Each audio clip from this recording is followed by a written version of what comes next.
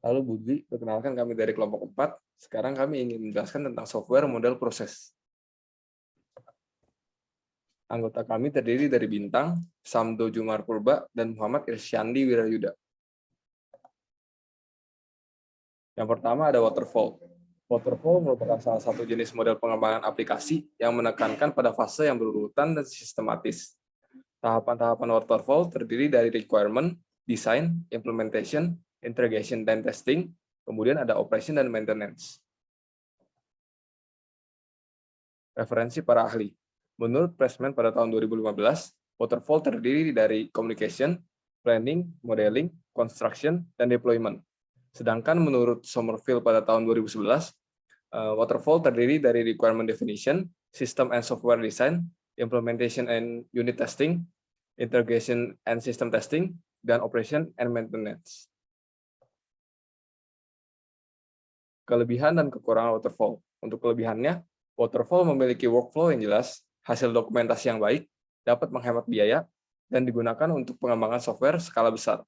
Sedangkan untuk kekurangannya, membutuhkan tim yang solid, masih kurangnya fleksibilitas, tidak dapat melihat gambaran sistem dengan jelas, dan yang terakhir membutuhkan waktu yang lebih lama.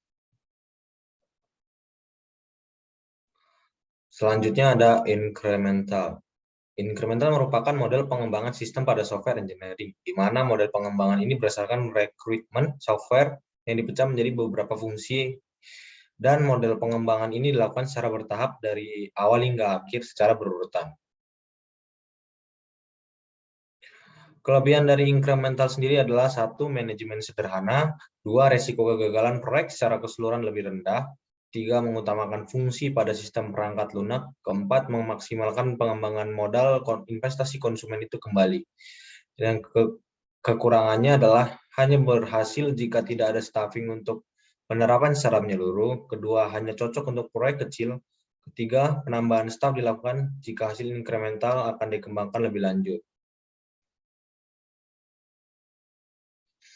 Berikut merupakan contoh proses incremental model, di mana dibagi menjadi 3 rekrutmen, namun tahapannya sama mulai dari rekrutmen, analisis, kemudian desain, kemudian ke implementasi, testing, deployment, maintenance, dan release. Lalu yang ke selanjutnya, ada contoh penerapan incremental model menurut Pressman tahun 2010 yang terdiri dari communication, planning, lalu modeling, analisis dan desain, konstruksi terdiri dari kode dan tes, deployment terdiri dari developer dan feedback. Dapat kita lihat pada model yang ada di gambar.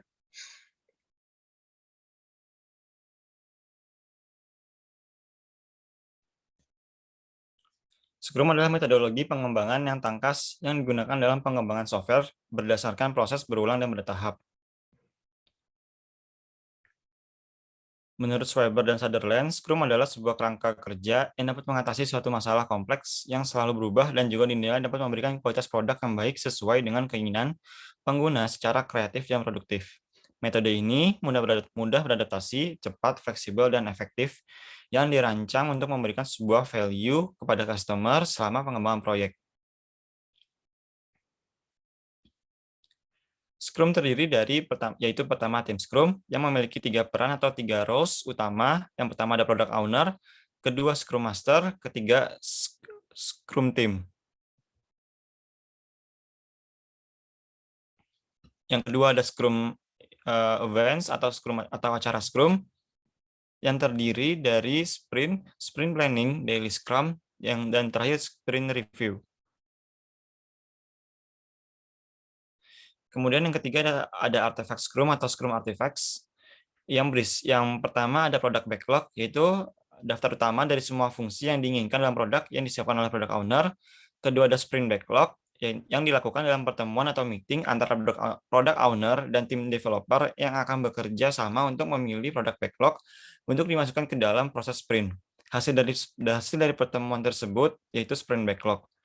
Kemudian yang ketiga ada sprint yang merupakan suatu kerangka waktu yang berdurasi paling lama 1 bulan atau 2-4 minggu untuk mengembangkan produk yang akan dirilis. Kemudian produk increment atau increment yaitu hasil dari produk backlog yang sudah selesai dikerjakan pada sprint.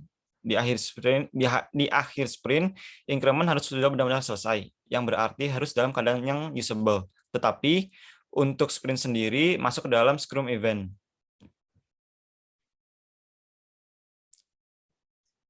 Kemudian ada kelebihan Scrum. Yang pertama dapat menghemat waktu, kedua dapat memudahkan kegiatan pengembangan, yang ketiga fleksibel, yang keempat dapat mengurangi resiko. Kemudian kekurangan Scrum dapat memicu scope creep, kedua dibutuhkannya tim yang ahli dan sudah berpengalaman, yang ketiga Scrum harus didefinisikan dengan baik dan benar, yang keempat dibutuhkannya tim yang tetap dan tidak berganti-ganti. Kemudian yang keempat ada prototyping, yaitu teknik pengembangan sistem yang menggunakan prototype untuk mengembangkan sistem sehingga klien atau pemilik sistem mempunyai gambaran jelas pada sistem yang akan dibangun oleh tim pengembang atau tim developer.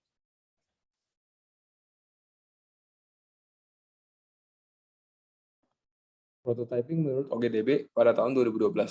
Prototyping di sini yang pertama dilakukan adalah pengumpulan kebutuhan, kemudian selanjutnya melakukan proses desain yang cepat, kemudian membangun prototipe, dan yang terakhir melakukan evaluasi dan perbaikan. Kelebihan dari prototyping itu sendiri yaitu satu, kesalahan dideteksi lebih cepat, kedua, pengembangan sistem lebih mudah karena developer tahu apa yang klien butuhkan, dan yang ketiga, menghasilkan solusi yang baik dan lebih cepat. Namun kekurangan dari prototyping adalah satu, membutuhkan waktu yang lama dalam pembuatan prototipe, dua, membutuhkan komunikasi yang baik antar kedua belah pihak, dan ketiga, membutuhkan biaya yang lebih mahal. Demikian presentasi dari kelompok kami ucapkan terima kasih.